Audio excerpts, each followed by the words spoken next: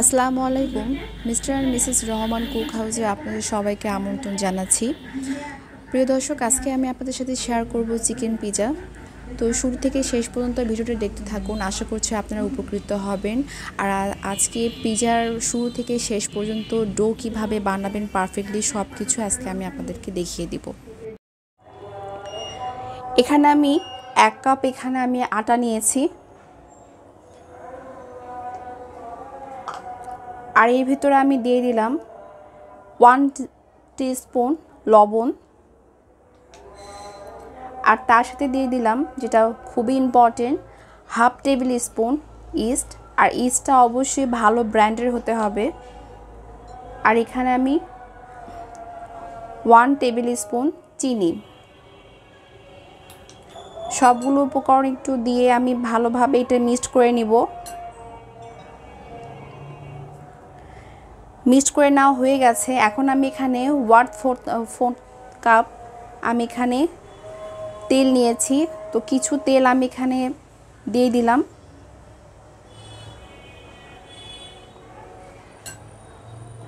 সবগুলো উপকরণ খুব ভালোভাবে এটা মিক্সড করে নিতে হবে।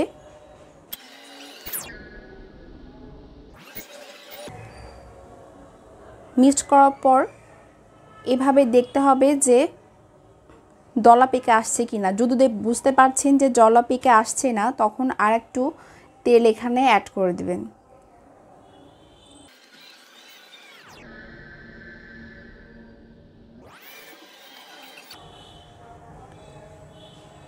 দেখুন ডোটা একদমই রেডি হয়ে গেছে। এখন আমি এখানে অল্প অল্প করে কুসুম গরম পানি নিয়েছি। তো আমি এখানে অল্প অল্প করে পানি অ্যাড করে দিব এখানে। আর ডোটা অবশ্যই এটা হার্ড হওয়া যাবে না। যত সফট ডো হবে পিৎজাটা খেতে ততটা বেশি ইয়ামি লাগবে আর টেস্টফুল লাগবে।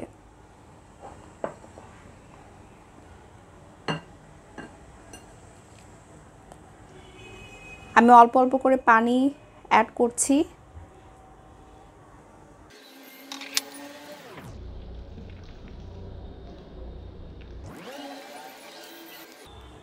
দেখুন এটা পুরোপুরিভাবে মাখা হয়ে গেছে, আর দেখতেই পাচ্ছেন এটা একটু নরম নরম ডো হয়েছে।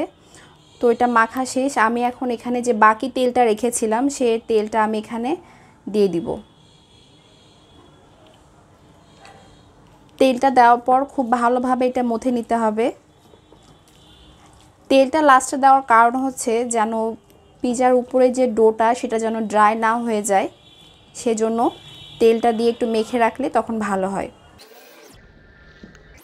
আমার হাতে যে ময়দাটা লেগে আছে সেটা আস্তে আস্তে আমি সবগুলোই ছাড়িয়ে ফেলবো।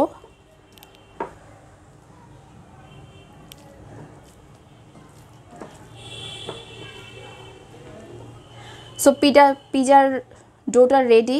তো আমি এখন এটা 1 থেকে 1.5 ঘন্টার মতো এটা আমি রেস্টে রেখে দিব। আমি এখন চিকেনটা ফ্রাই করে নিব। এর ভেতরে প্যানে আমি তেল দিয়ে দিয়েছি, আর অলরেডি তেলটা গরম হয়ে গেছে। আর আমি চিকেনগুলো প্রথমে এখানে দিয়ে দিলাম।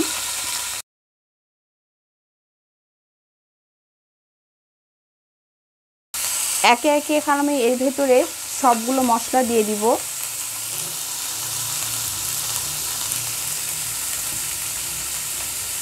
প্রথমে দিচ্ছি স্বাদ মতো লবণ,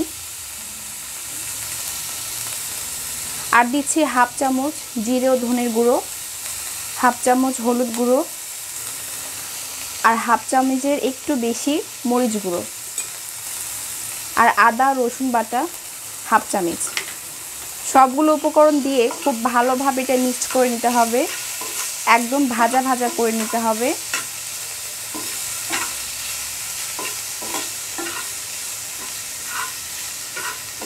আর এখানে আমি অবশ্যই কোনো রকমের পানি এখানে আমি অ্যাড করবো না। চিকেন থেকে যে পানিটা বের হবে সেটা দিয়েই পুরোপুরি মাংসটা সেদ্ধ হয়ে যাবে।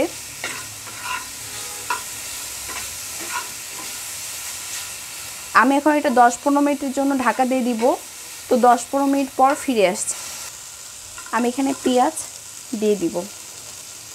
আপনার ইচ্ছা করলে পিৎজার উপরে কাঁচা পেঁয়াজও দিতে পারেন, কিন্তু আমার কাছে পেঁয়াজটা আমি চিকেনের সাথে ভাবে একটু হালকা একটু ফ্রাই করে নেই, তাহলে খেতে আমার কাছে ভালো লাগে। তো আপনারা ইচ্ছা করলে এটা নাও করতে পারেন। চিকেনটা অলমোস্ট রেডি, একদম পুরোপুরিভাবে এটা হয়ে গেছে আর এটা খুব ভালোভাবে ফ্রাই হয়ে গেছে। এখন আমি এটা নামিয়ে নেব। ডোটা আমি 2 ঘন্টার জন্য রেস্ট রেখে দিয়েছিলাম। দেখুন কতটা ফুলে উঠেছে, দেখতেই পাচ্ছেন ফুলে ডাবল হয়ে গেছে।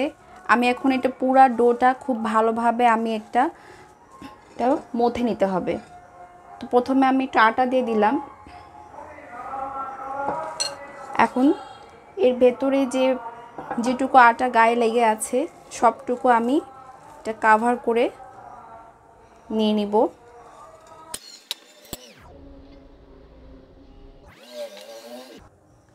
এখন এটা খুব ভালোভাবে এটা মথে নিতে হবে।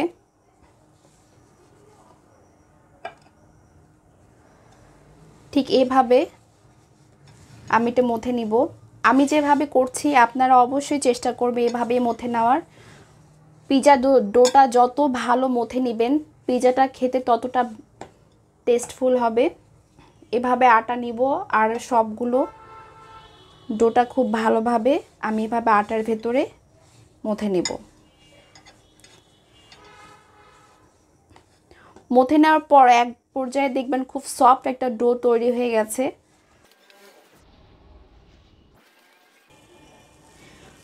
মথে নেওয়া হয়ে গেছে, খুব সফট একটা ডো তৈরি হয়ে গেছে। এখন আমি এটা পুরোপুরিটা একটু বেলে নিব। তো বেলে নেওয়ার আগে আমি এখানে একটু আটা দিয়ে দিলাম।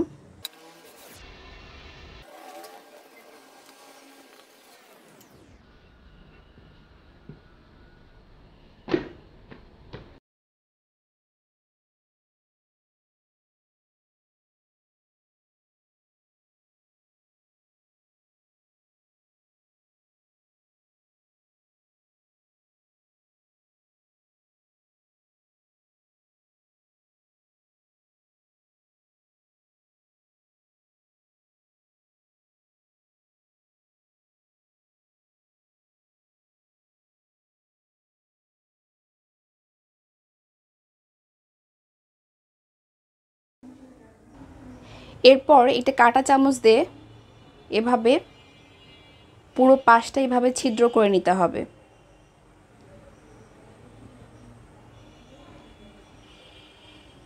ছিদ্র কিন্তু এক পাশগুলো করে নিতে হবে।